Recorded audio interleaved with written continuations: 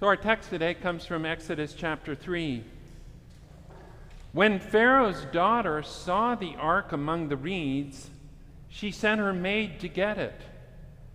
And when Pharaoh's daughter had opened it, she saw the child, and behold, the baby wept. So she had compassion on him. A mighty river like the Nile would likely have had all sorts of things washed down its length and lodge in the reeds along its banks.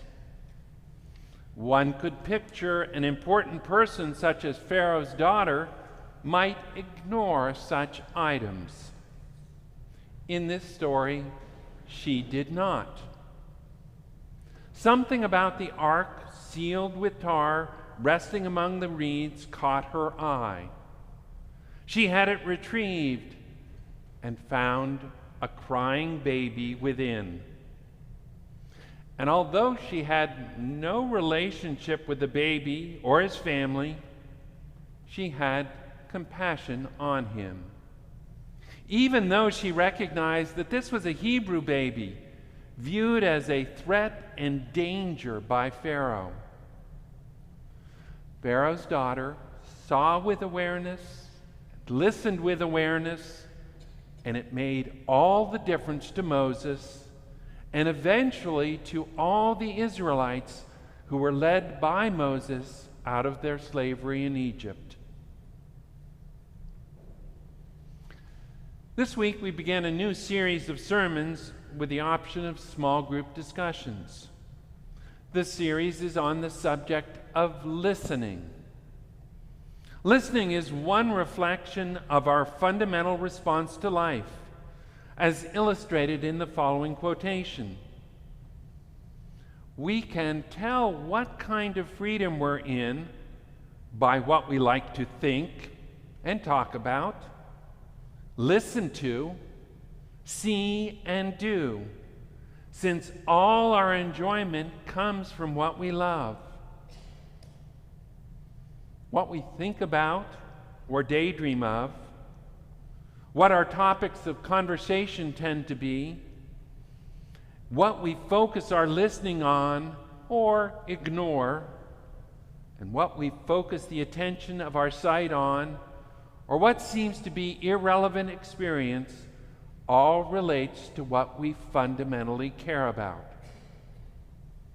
For example, peoples whose underlying concern is supporting their own sense of self-worth will be constantly attending to anything that magnifies their sense of self-importance.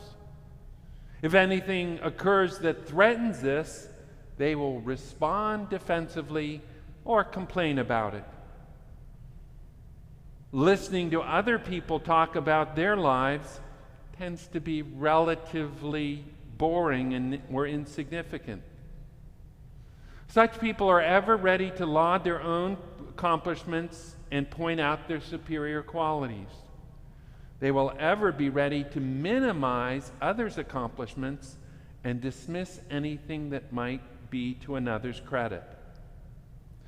Such people tend to have rather one-sided conversations, or if the conversation is beyond their control, they are listless and bored. Very different are people who have received something of the Lord's love and wisdom.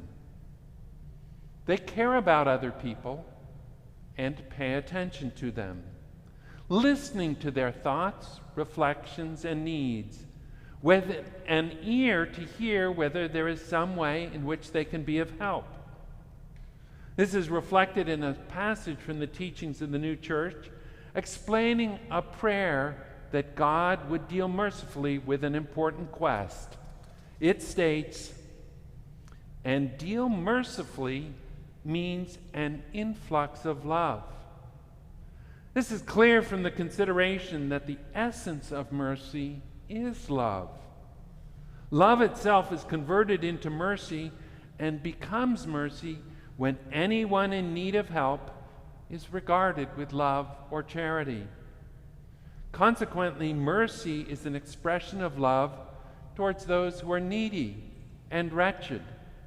But here in the internal sense, mercy is used to mean love, and dealing mercifully, an influx of love. Pharaoh's daughter's reaction to seeing and hearing a crying baby reflects this inflowing of love from the Lord. Many of us know that a crying baby doesn't always evoke this response. For some people, an airplane flight can be almost ruined by a crying infant, even if it's of relatively short duration. Admittedly, few of us like to listen to an infant wailing for an extended period of time when there's nothing we can do about it and there's no chance for us to move away. It isn't hard for thoughts to come to mind about the relative incompetence of the parent associated with the infant. But many of us with experience with infants know that they will be sometimes crying and there's little we can do about it. It just reflects something is hard for them. Life is hard for that baby at that time. If we have eyes and ears to recognize it, there are times when life is hard for many children, teens, young adults, and beyond. The response of people going through hard times sometimes leaves them just as the passage quoted states, they are needy and wretched. The key passage describing the internal sense of Pharaoh's daughter's response in the Arcana Celestia speaks of the reaction that the Lord would like to be able to evoke in us to people going through hard times. We read, when people who are perceptive have feelings of compassion, they know they are being alerted by the Lord to offer help. When people who are perceptive have feelings of compassion, they know they are being alerted by the Lord to offer help. To have feelings of compassion, you have to listen with awareness to other people. Recognizing their state of mind takes paying attention. All sorts of things can get in the way of giving this kind of an attention. A psychology experiment asked people who were preparing to become pastors to fill out a questionnaire about their religious convictions and then go to another building to talk about the parable of the Good Samaritan and how he helped somebody in need while others passed by. For some of those people preparing to be pastors, they were told to hurry to the next building or they would be late. On the way, the students passed a man in an alleyway sitting slumped over who moaned and coughed as they walked by. Very few of those who were told they were already late stopped to help, even if they were about to talk about the importance of stopping and helping, as reflected by the parable of the Good Samaritan. Now, hurrying is not the only thing that gets in the way of us paying attention. You've probably noticed sometimes humorous references to people staring at information on their smartphones or extensively texting another person even when they have somebody else right in front of them to whom they're giving little attention. Sometimes children who want attention of their distracted parents can't get it, and they want it so much that they'll act in ways to get negative attention from the parent. Apparently, even negative attention is better than no attention. In contrast, we know what it's like to have someone give us their full attention, listening perceptively to what we're saying and responding in ways for which we can feel grateful. Now, we are allowed to have some limits on what we'll listen to or how long we'll listen. Have you ever had an older child or young teen want to tell you in tremendous detail about a computer game they're excited about? And other people can talk on and on about what seems to you to be relatively inconsequential perspectives, ideas, or experiences. It takes patience and tact to intervene in these extended conversations, to put limits on them, and not dismiss something that's important to another. Listening with patience is the topic of next week's sermon. One of the times it can be especially hard to hear another person is when you strongly disagree with that person's ideas or values. And sometimes it's a spouse or family member to whom we have a hard time listening. Listening with humility is the third topic in this series. Listening with awareness is important in our relationship with other people. It's also important as we turn to the Lord to learn what He has to teach us. In the Exodus stories, Moses is a symbol of true ideas that the Lord would like to bring to our attention. He represents the Word or divine revelation. Prayer and reading and reflecting on the Lord's words are means He can use to bring true ideas to our attention.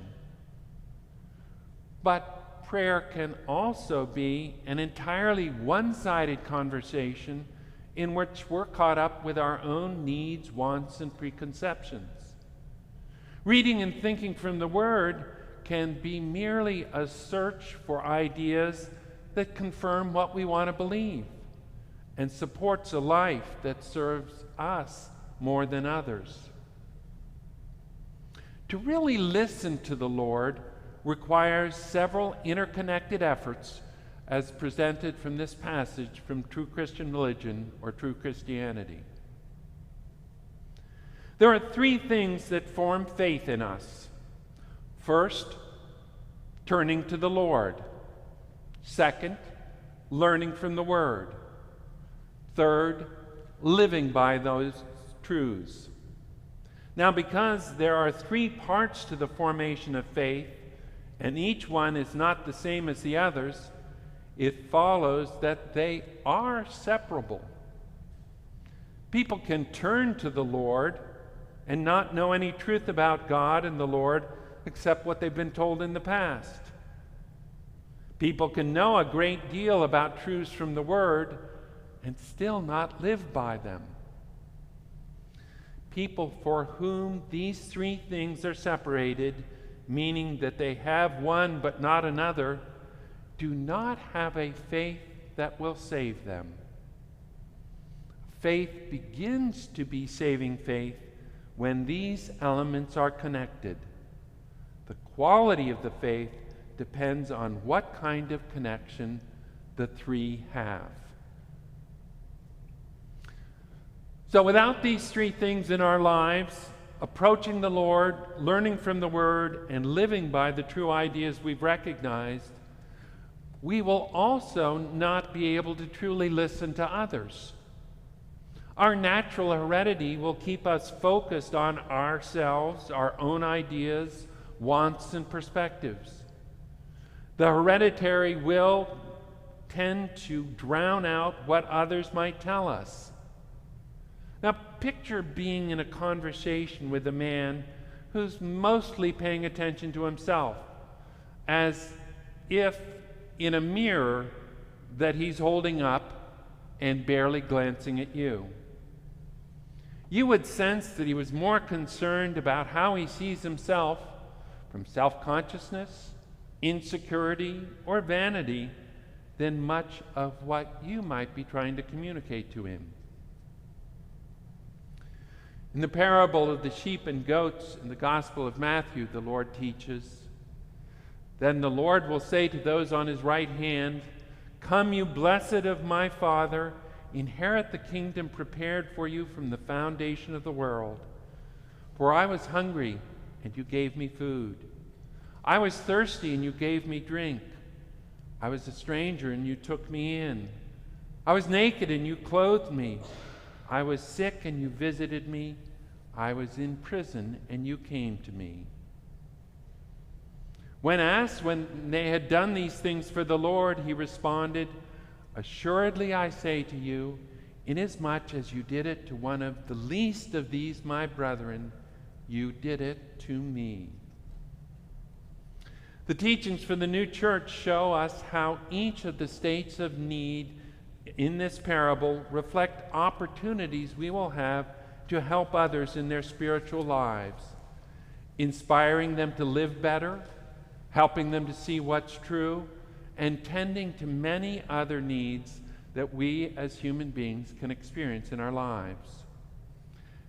And we will never recognize these opportunities to serve others and so serve the Lord if we do not listen with attention through receiving ever more of the Lord's love and wisdom as we try to lead wisely kind lives. Listening with compassion will be the final topic in this series. What would help you listen better to the Lord and listen better to the people in your lives? What priorities or patterns of thought in your life would benefit from quieting so that you could hear better? Each of our lives is on a spiritual journey that the Lord would like to lead us on so that we become ever more useful, attentive, and happy people. May we follow his leading.